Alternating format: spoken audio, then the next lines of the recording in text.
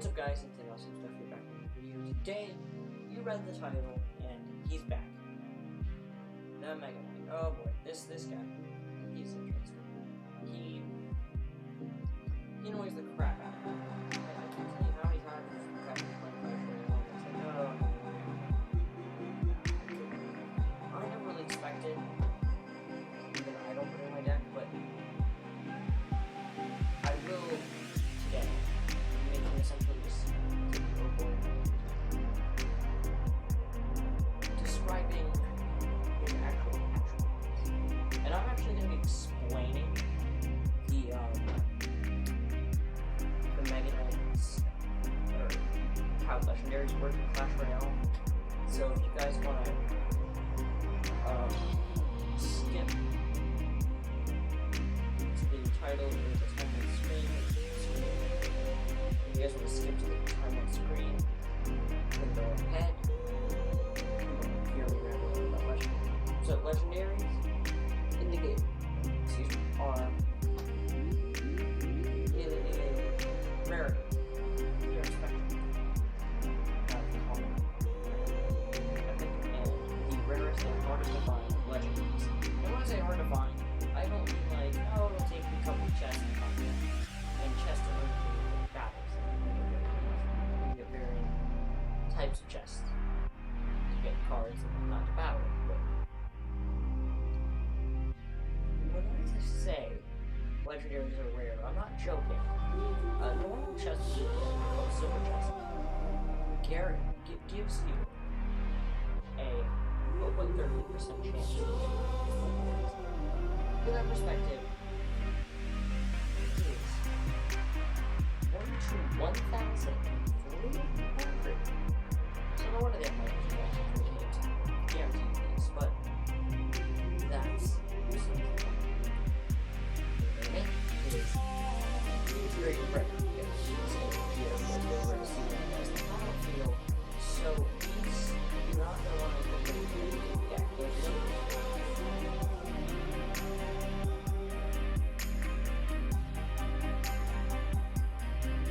okay, so the higher level players, you're definitely going to jump. So I'm going to actually dive into this one.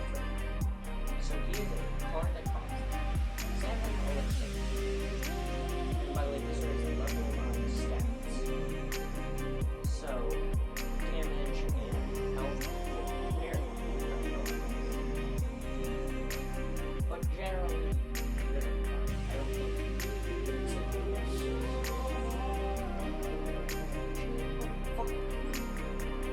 I know it's not what is the best? So stats are damage-wise. He does area damage. He has 220. He does 222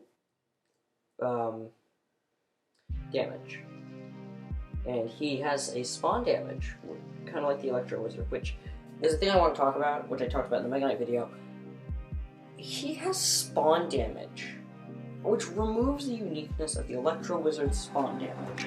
Yes, it is a lot harder hitting, but I feel as if it almost removes the whole unique thing about legendaries. I mean, it doesn't, like, degrade the Electro Wizard. It's not a bad thing. It just, like, it removes this, like, the special flavor these cards had before the Mega Knight and all these revamps of the different cards were released. It's just kind of a bummer, you know? Anyways. Moving on, he has a huge HP pool of 330. Why, you may ask? Because this guy is a tank, and he costs 7 elixir. And hit speed is every 1.7 seconds, which is about 2 seconds. His speed is medium, and this is the same as the spawn damage. His jump damage, which is another kind of ripped ability from the Bandit. The Bandit is a beloved card of mine. I love it so much. It's just such a fun card. You can counter basically anything that it doesn't cost more than 5 elixir. That kind of plays with the rock, paper, scissors thing of the direct damage units. It can basically counter any of those, and it's really, really fun to mess with, as long as it gets the charge in. And that charge is similar to the Mega Knight's jump, which allows it to do a bunch of stupid stuff, like get to your tower extremely fast, even with its slow walk speed. Well, medium, but whatever, you get the point. It's not really fast. So, 444 damage is 3.5 to 5, I'm assuming, meters, and his target is only ground unit, so you can counter from the air, which I'll talk about later, and his range, his melee range, is medium. So let's get into his strengths. Taking out large groups of enemies like Fireball is basically what he is, but a stronger Fireball that will also rip through your tower. So his two main things in my view of things is taking out large groups of enemies and, well, three things actually. Taking out large groups of enemies like Skirmishes and other ground swarm cards like Skeleton Guards and Goblin Gang. Generally those cards will be countered by him. And he's very good at taking out tower trap. He'll rip through a tower if you don't counter him. And he'll even get some king damage in, which is very, very satisfying to pull off, but also very hard to pull off. And his third ability is being a tank. What I mean by that is he's going to be absorbing a lot of the damage in the battlefield, which is a very good thing and a bad thing. You can place a lumberjack behind him and start treading a tower, which I'll mention later, but those are his strengths. His weaknesses are air units. Just air units. I can't really think of anything else. And the P.E.K.K.A. The P.E.K.K.A. is really good at countering him, but that's a 1-for-1. You know, like, you're spending 7 elixir to counter 7 elixir, it's not super elixir efficient. What is, though, is Minion Horde is very efficient at taking him out, and will actually stop him before he gets the literal jump on you. So that's pretty nice. Air units just in general are very strong against him. And let's go over some combos to enhance his abilities. One of these would be taking the Mega Knight's power on the ground, moving into the air. Now, if there was a card that could lift units in the air, that'd be nice, but that doesn't exist. What I'm trying to say is you need a baby dragon by his side. Or an ice wizard if you're going to cheap out. And if you're really, really going to cheap out, fire spirits. And if you're really, really going to cheap out, ice spirit. But the ice spirit and the fire spirits are terrible at taking out these things. Yes, if a minion horde's placed, the fire spirits will take it out. Same as for the ice spirit. But they won't do as good a job as, say, an ice wizard. You know, the ice wizards take longer, but they don't just commit suicide immediately.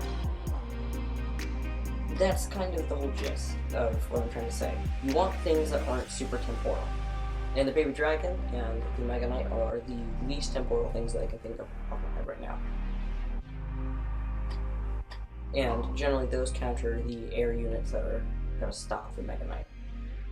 Another combination is the fact that the Mega Knight will go for Inferno Towers, and Inferno Towers are great at countering him.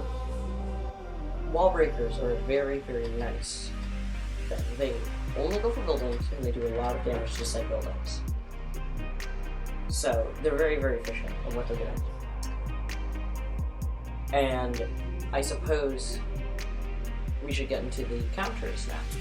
So counter-wise, if you're going to click on him, you probably want, like I said, Minion Horde. Minion Horde's very, very good at this. But another alternative is bats and minions. I don't really know how this works, but I've heard that it works pretty well. I mean, it's 9 units attacking all at once instead of 6. Same price, but some of them are weaker, so it doesn't really work out very well, but at the same time it does. Clone that if you're set, but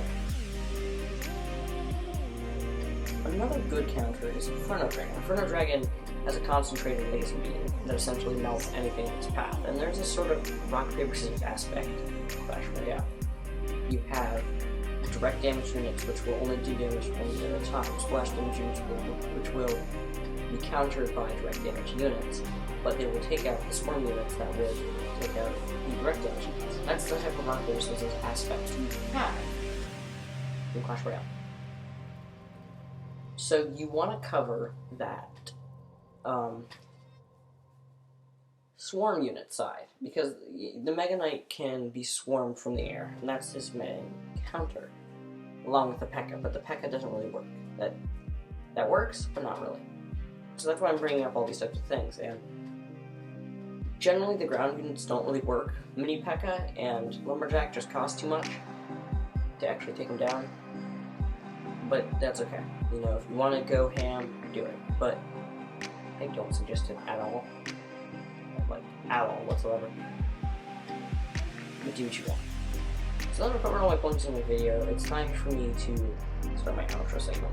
And I just want to say, before I end this video, my friend is going to be starting a series called Let's Talk about Clash Royale, and him and me were both really big on Clash Royale. So I figured you guys should go give it a watch. I'll leave his channel in the description, and I'll make an update video, or just another one of these videos when his comes out, and tell you guys when it does. And yeah, that's gonna be it, guys, and I'll see you in the next one. Goodbye.